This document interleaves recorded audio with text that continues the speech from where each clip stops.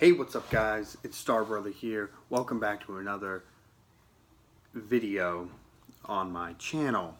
I know it's been a couple months since I've updated, but the reason why it's taken so long is that I've done something extremely special for the channel, and I've actually taken some time to research very hard on an in-depth analysis. In today's video, we'll be going through an in-depth analysis of the USS Vengeance from Star Trek Into Darkness. The USS Vengeance was a Dreadnought-class Federation ship. It was an unmarked and unregistered ship, which means there's no registry number. Like the Enterprise's registry number was NCC 1701.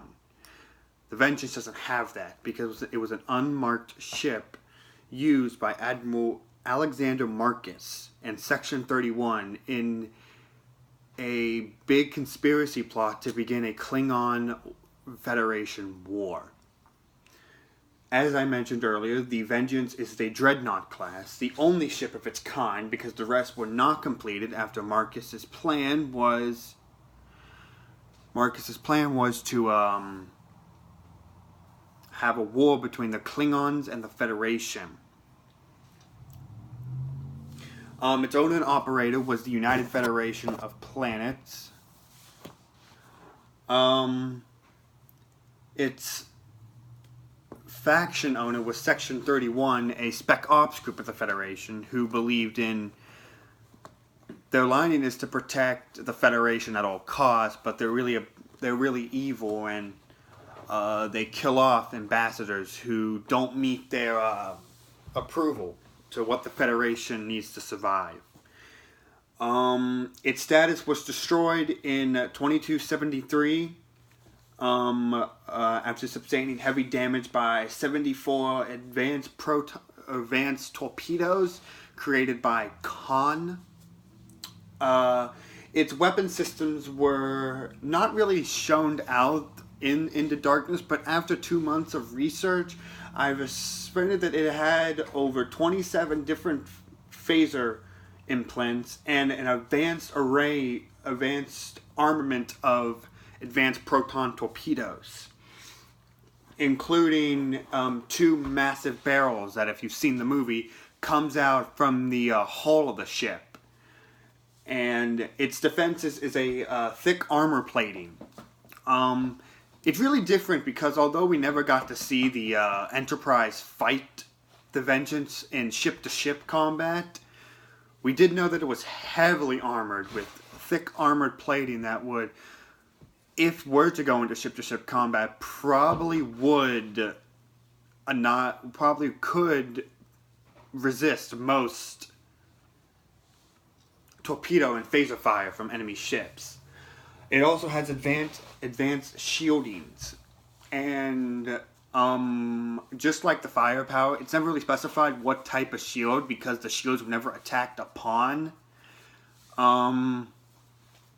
I'll get into more on how it was destroyed later on in the video in our service history. I'm going to be comparing it a lot to the Enterprise of its time, Enterprise NCC 1701. If you don't know, this is all on the Calvin timeline, which is the timeline for Star Trek, Star Trek Into Darkness, and Star Trek Beyond, or known as the J.J. Abrams verse, but its official name is the Calvin timeline. We know of its one special ability, and that was firing while it was at warp.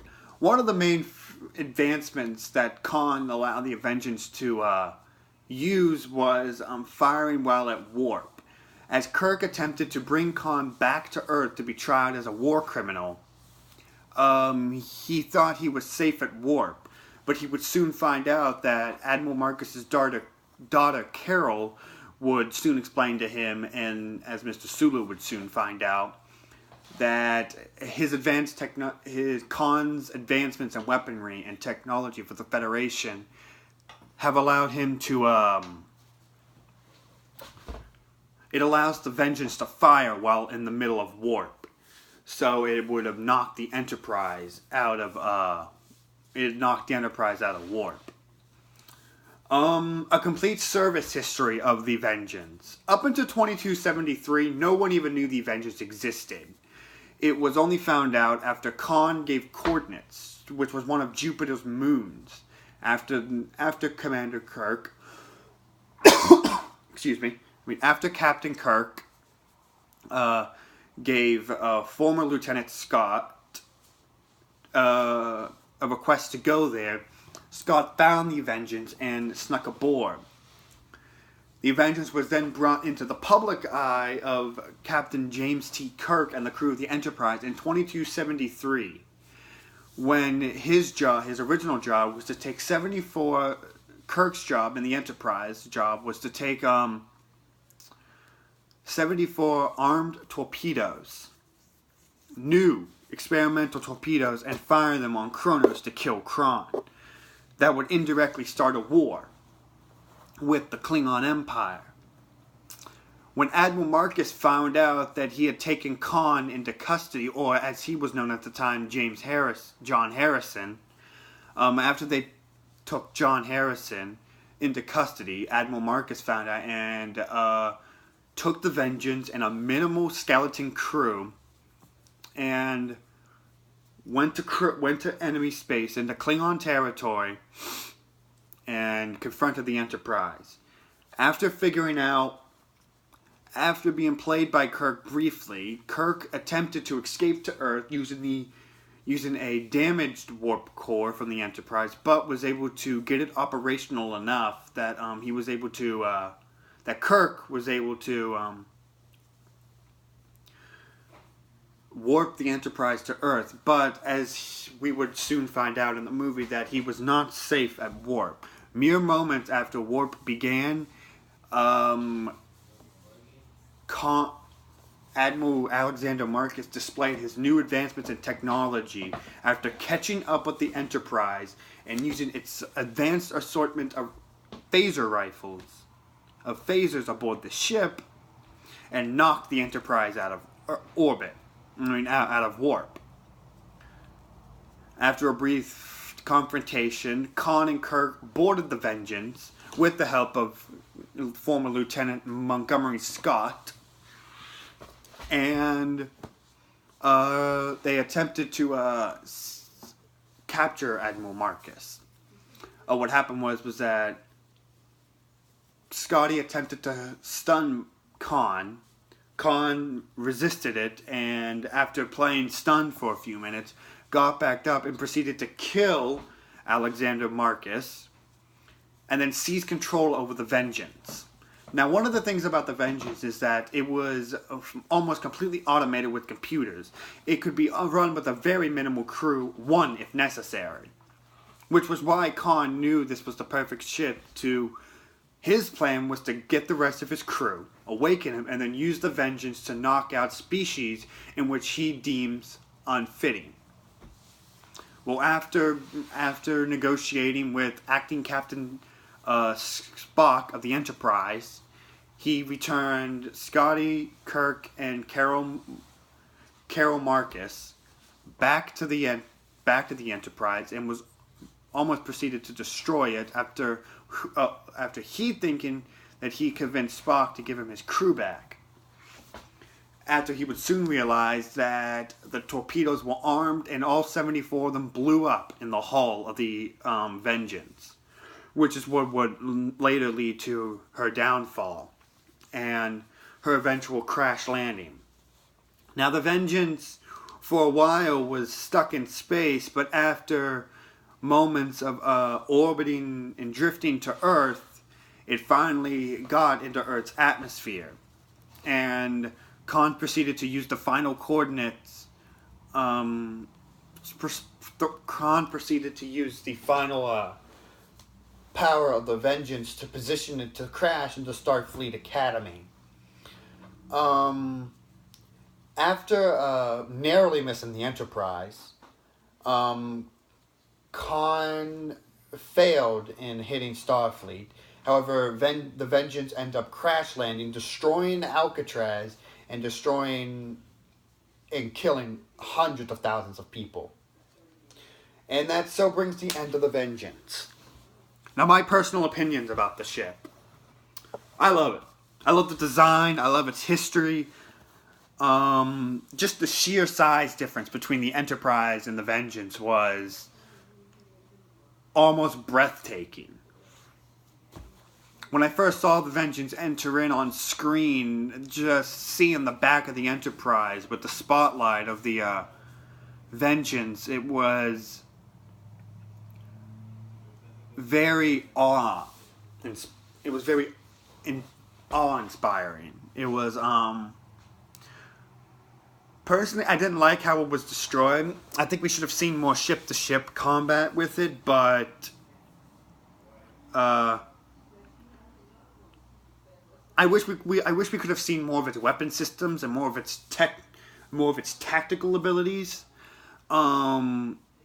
That was one of the reasons why this video took so long, was because there's so little information about this ship and its service history that it was hard to create an in-depth analysis. But that's what the challenge was to create this. Now, the ship, all in all, was a very good design. It stayed true to the Federation with the saucer and 2 warp nacelles. My dislikes about the ship is, I didn't like the bridge. I think the island kind of island type bridge. I mean, you'll have to look up pictures of the Vengeance to see what I'm talking about. But I don't think that the Vengeance is. I think the Vengeance was a very good ship altogether. It sucks that we didn't get to see more of her on screen. But it was cool to see different, a new ship on screen. I mean, the Calvin timeline and J.J. Abrams has been given a lot of crap about Into Darkness and, recreating Star Trek. But all in all, I do believe that he did a really good job in The Vengeance. But the one nitpick I do have is that if Admiral Marcus truly wanted to keep this thing a secret, why did he have a model of it on his desk? That's something that always bothered me about The Vengeance, is that if he wanted to keep it a secret, why have a model of the very ship you're trying to keep a secret on your desk? If you don't know what I'm talking about, in one of the scenes that Kirk is talking to Admiral Marcus, you notice that there was a bunch of models aboard on his desk. You see a model of the NX-01 Enterprise. You see a model of some rockets, and I'm pretty sure you see some of Zimmerman's Phoenix.